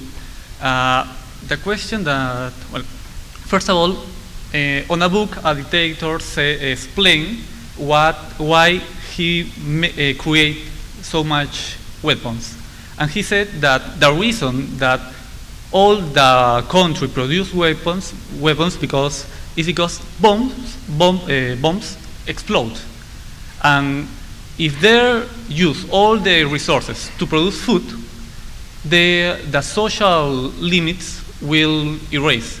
Because if we all eat the same and we all dress like the same, there are no different levels, no social different levels, and this creates chaos. And so my first question is, what is your opinion about this? And the second one is for you, Dr. Shiva. What is your definition of what is your definition of democracy? Because I believe in a free trade, but I think that we have to drop away the illusion of a nation, because as the minister said, that they know who they sell, who buy their guns. But if we think that all people on the world are brothers, because we are playing on the same team for say the war, for get all this well done, and who will sell something to kill their own brothers. So I think we have to drop away the illusion of a nation and see all that as a complete and united thing. That's all. Thanks. Thank you, Alberto. I suggest we answer the second question. Yeah, if you'd like. Unless.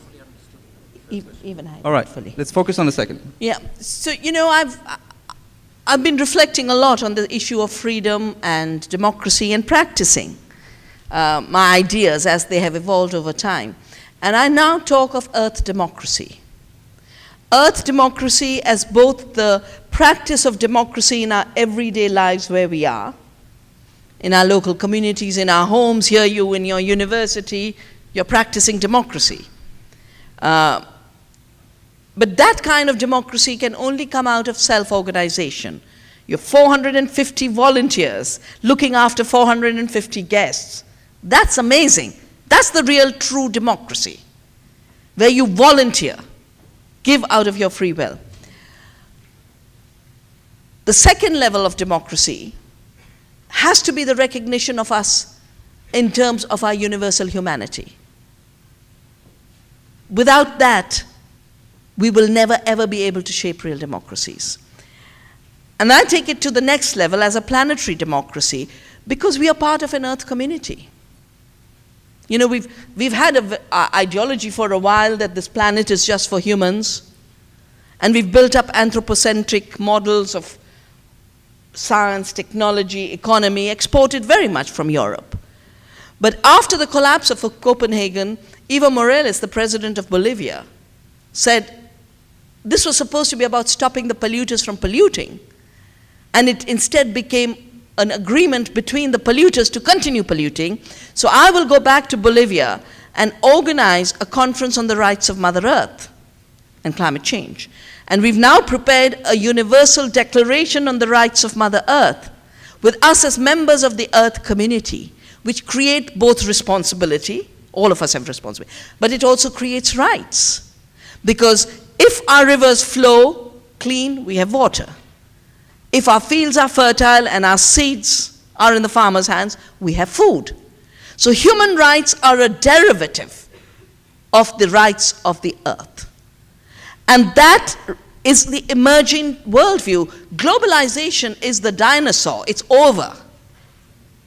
The emergent worldview is how do we reach higher levels of our own humanity by using less of the earth's resources, sharing better, and improving our well-being. The government of Bhutan has an amazing exercise going, and I work with them. We are helping them go 100% organic. But they've said, no, gross national product, gross domestic product only measures commodification. It doesn't measure how sick people are becoming, how depressed everyone is, how rates of homicide and suicides are increasing. There are 1 million suicides globally now, more than all the deaths in war, accidents, and homicide. Why are people killing themselves? Because life has been made absolutely unlivable.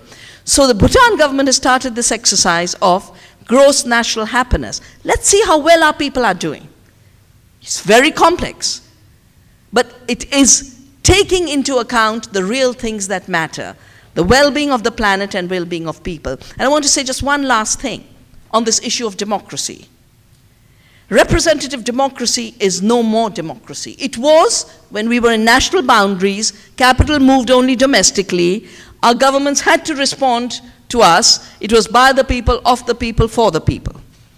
With the power of global corporations and the power of their money to influence elections and place politicians. In the US, they even had that decision, Citizens United, where it was ruled that corporations giving money for elections and stealing democracy is their freedom of speech.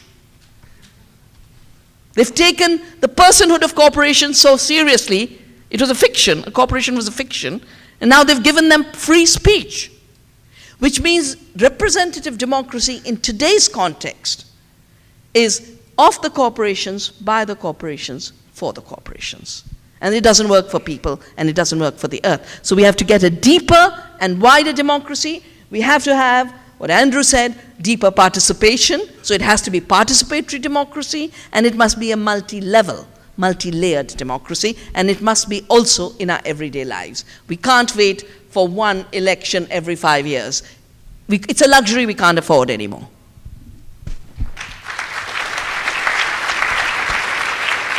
Unfortunately, we have to move on to the last question this evening.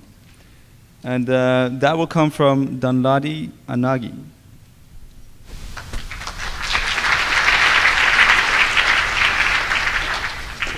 Thank you. I am Danladi Anagi from Ghana, a student leader at Garden City University College, my final year studying finance. I also work as an agricultural extension agent of Ghana Cocoa Board. My question goes to Dr. Shiva. If you have studied Ghana, you know that cocoa is a major commodity that brings a lot of foreign exchange and creates a lot of employment. In fact, there are about 4 million farmers who directly depend on the cultivation of cocoa for their livelihoods. And that contributes to about 5% of the 35% of our national domestic product. And so it's something that is dear to our hearts as Ghanaians. But then, just as it happens with cocoa in Ghana, tea in Kenya, and cotton in Burkina Faso, the developing economies, seem to have little control over the pricing. So my question is, how do we ensure fairness in trade if the world dictates the price of agro-commodities such as cocoa in Ghana, tea in Kenya, and cotton in Burkina Faso? Thank you very much.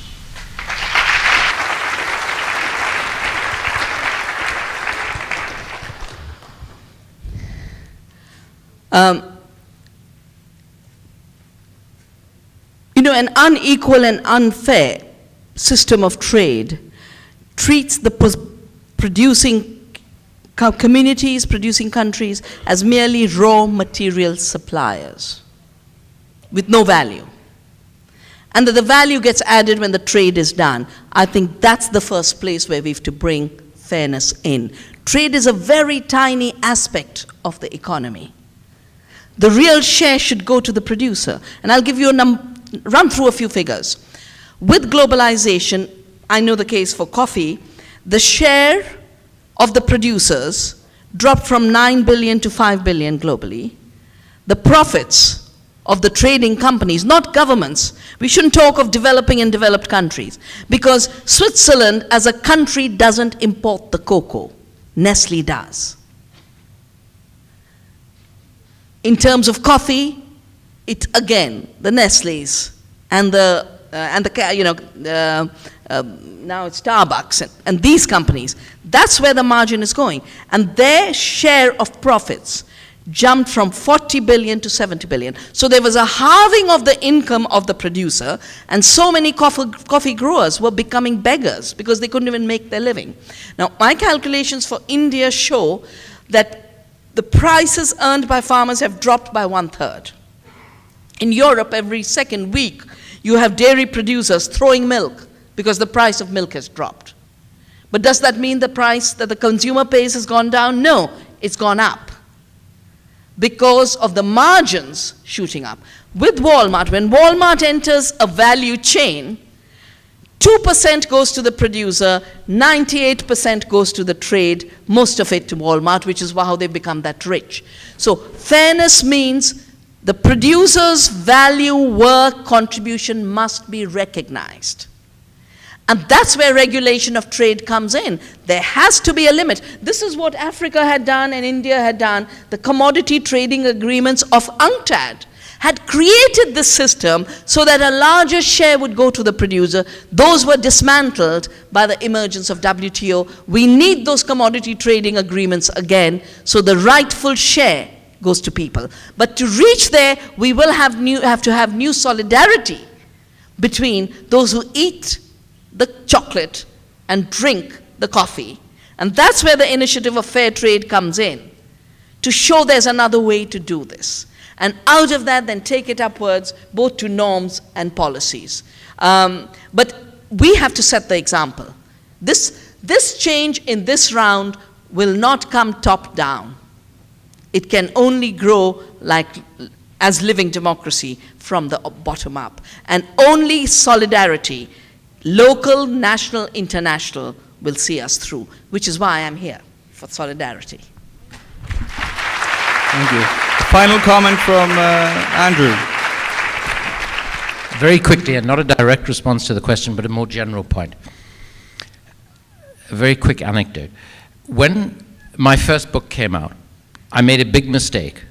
I agreed with my sister in Cape Town in South Africa to go and talk to her book club before the book had even been publicized or anything.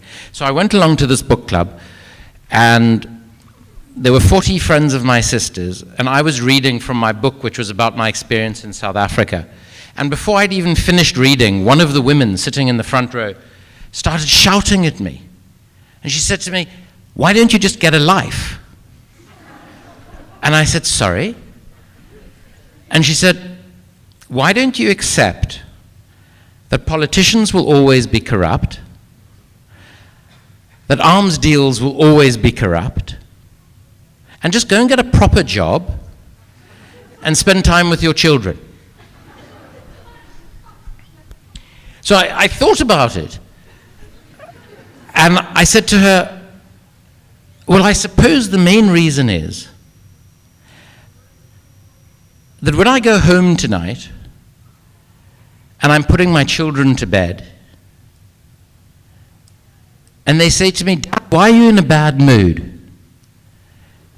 If I'm honest with them, which I try to be, all I could really say to them is, well, I realized today that the world is a mess, that there's nothing I can do about it, and that when you are my age, the world will probably be in more of a mess, but there's nothing you are going to be able to do about it, so we might as well all forget about it. And an enormous number of people live their lives like that. And I would just leave you tonight with a request. Do what you feel passionately about and what you feel is right. Politicians want and need your votes if you're lucky enough to live in a democracy, or your acceptance and support if you don't. Corporations want your money and your continued custom. You can deprive both of them.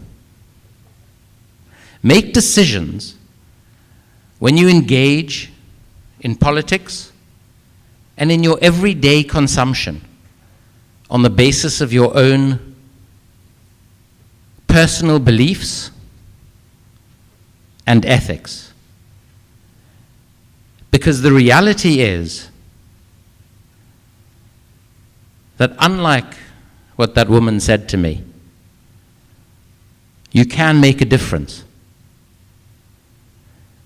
You have the power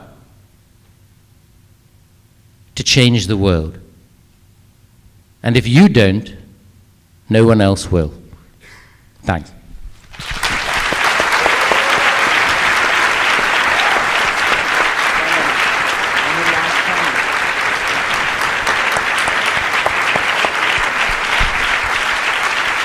Thank you. Thank you so much, Vandana Shiva and Andrew Feinstein, for coming all the way to Trondheim and joining us this wonderful evening. Thank you so much.